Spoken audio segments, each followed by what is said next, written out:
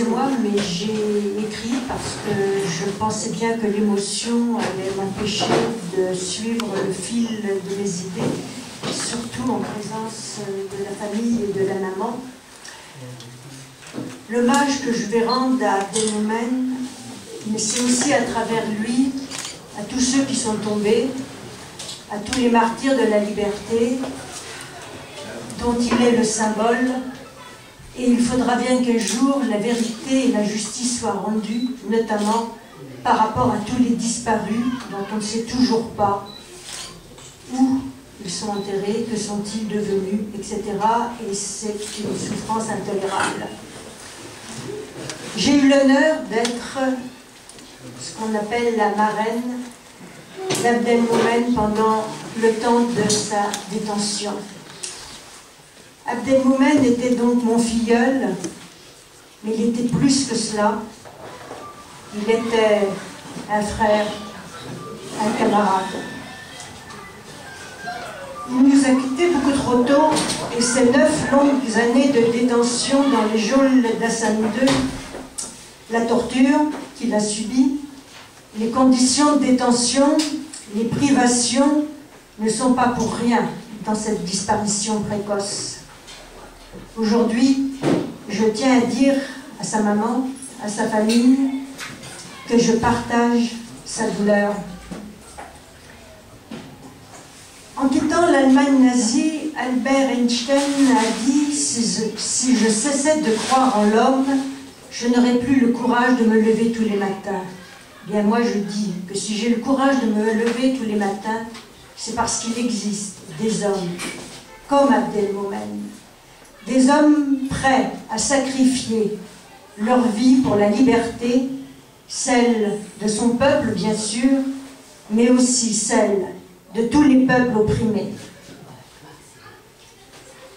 Cet après-midi, avant de venir ici, j'étais au mur des fédérés pour rendre hommage aux communards, à ces hommes, à ces femmes qui, comme Abdelmoumene, sont montés à l'assaut du ciel.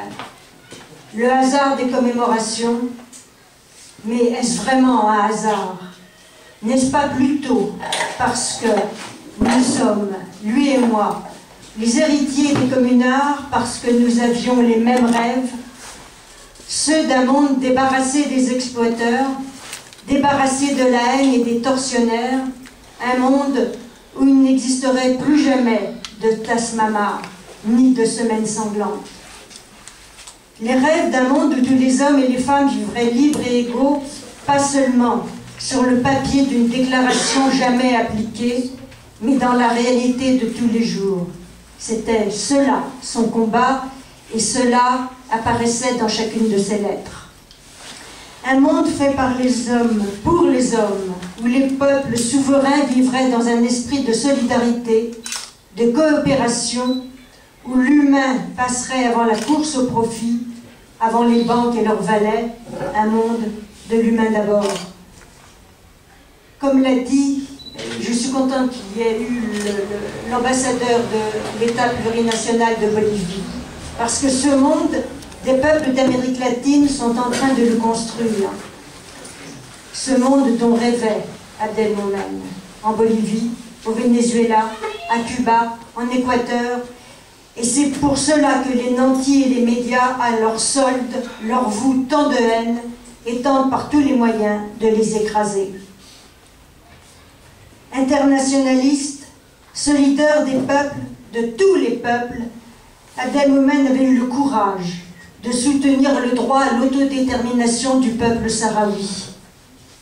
Et étant marocain, il fallait pour cela une extraordinaire lucidité politique qui était la sienne, un courage sans faille, un idéal au-delà des frontières.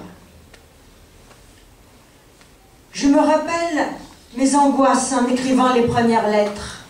N'allais-je pas écrire quelque chose qui déchaînerait la colère de ses bourreaux et aggraverait ces conditions de détention déjà si terribles? Que dire?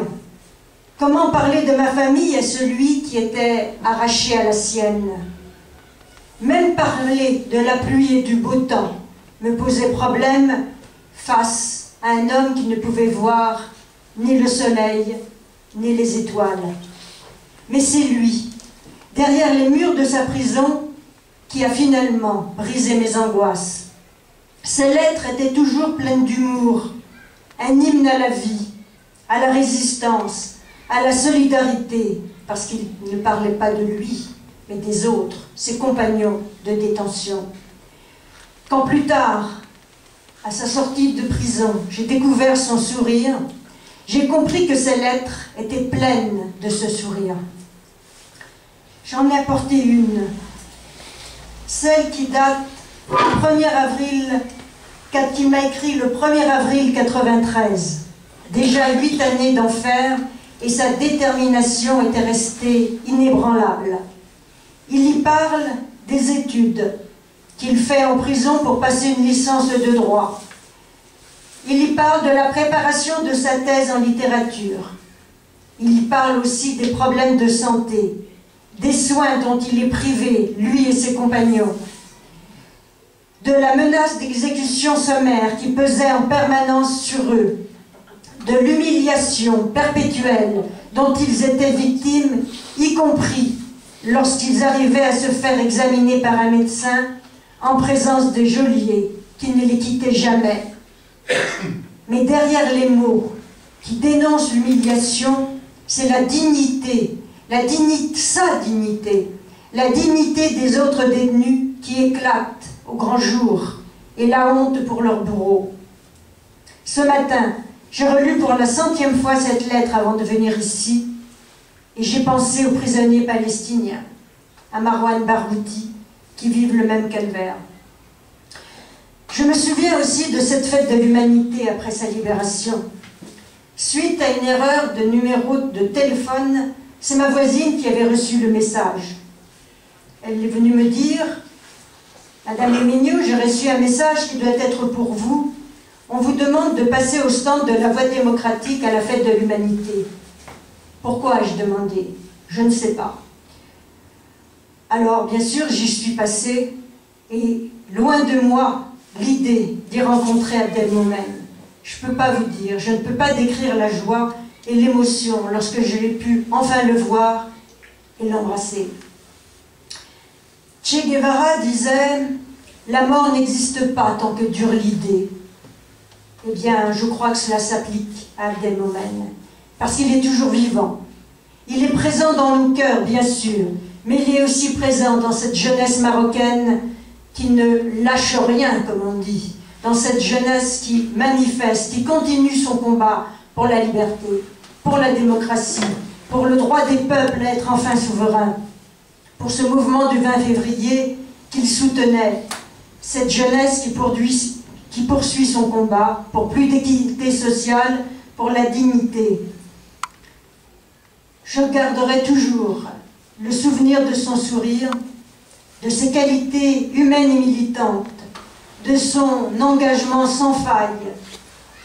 Et, comme disait Jean Ferrat, camarade, c'est un joli nom, camarade.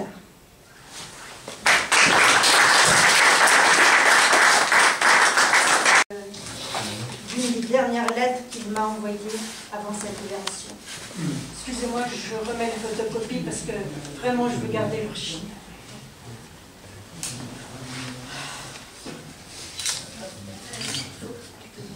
Ça